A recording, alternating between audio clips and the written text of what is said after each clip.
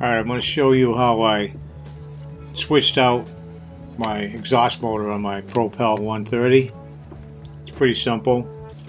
First thing you want to do is unplug the stove and make sure it's cooled down enough so you can work on it. And then as you can see, there's a bolt on the back. That's the side panel. Actually, this is a downward view from the top looking down. There's a side panel on the left side with 3 screws holding it on. And that's what you want to do, is just loosen these 3 screws. You don't have to take them all the way out. Just loosen them and the panel will slide out away from you. You see I just did then. When you get it off, just put it down someplace, put it aside so it's not in your way.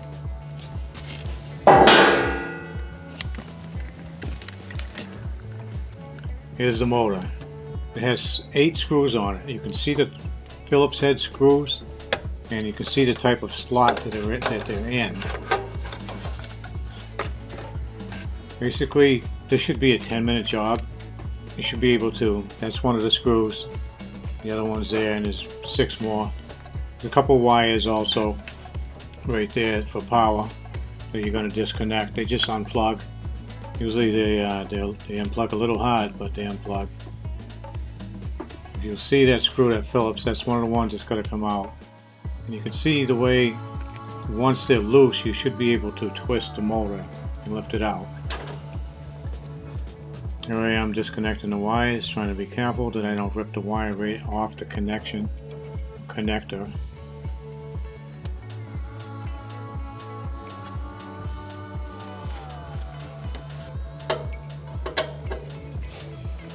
Now I've got my Phillips head screwdriver, and I'm going to loosen up all those screws, the 8 screws. Hoping that if everything went well, I'd just be able to pick the motor right off of there. But in my case it didn't go well. I had some problems that I'll tell you about. I edited the tape so you didn't have to see them all, because it was like an extra 40 minutes of dealing with the issue. But right there you see me taking the screws, loosening the screws, in the hopes that I could just twist the motor and pick it up out of there to be replaced. You see me trying, and it came out. I got that out, no problem. Or it was very little problem. Like I said, I did edit some of the other stuff out of it. And when you get the motor out, you're going to be left with a used gasket. Here's a look at the motor. A lot of soot and stuff in that.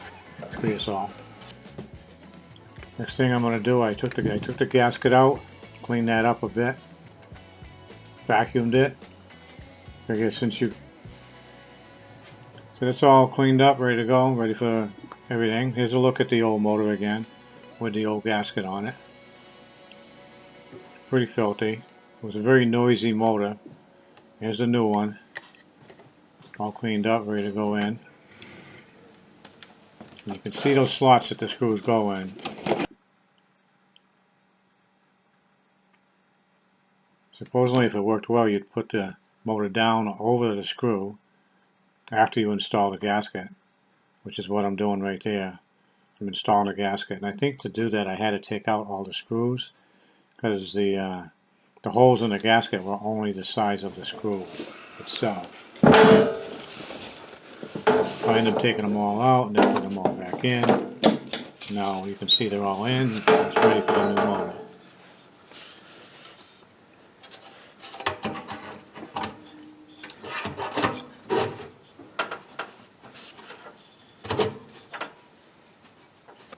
Everything looks good about the motor. It looks good. It spins nice. You can see I'm lining the motor up on those screws. And this is where I started having a problem, because the holes in the new motor and the holes in the stove just didn't quite line up. They were off by the tiniest bit. I don't know which one was at fault, the way the stove was made or the way the motor was made. You can see I had trouble. They just would not line up. I tried a lot of different ways to make them work. Took all the screws out, put them in one at a time after the motor was down in there, and the last couple of screws just wouldn't go in, wouldn't line up. I didn't want to strip them out and definitely didn't want to strip out the holes in the stove. So I decided to come up with a different solution.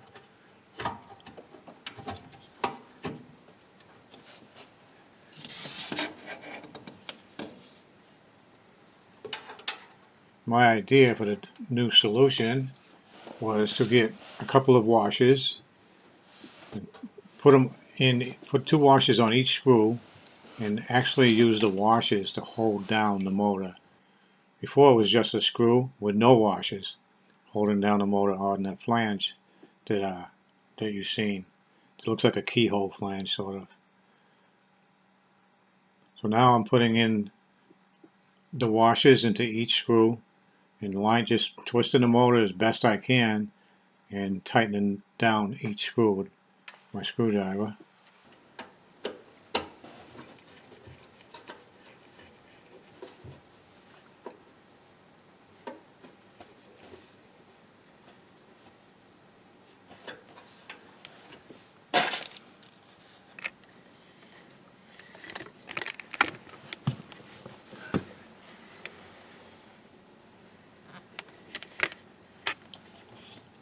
Like I say, there's 8 screws there, I believe.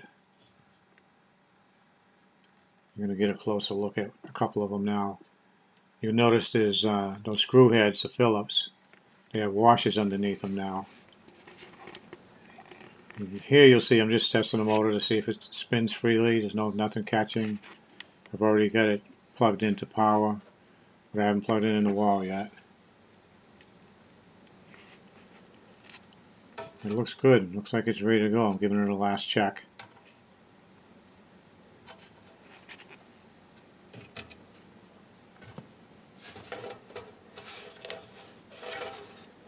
Pointing out the screws again with the washers on them now. You'll notice if you back up the video they didn't have washers before. So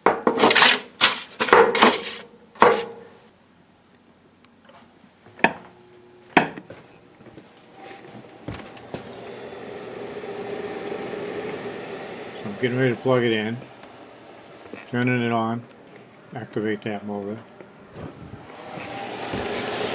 And if you could hear this, you would hear it running right now.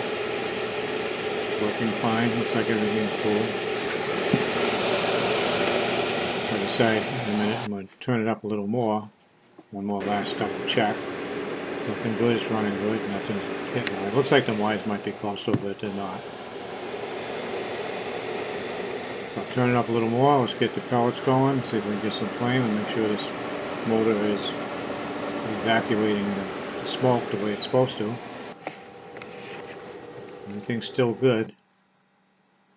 And now, one last check at the firebox to see if there's fire, and it's running good.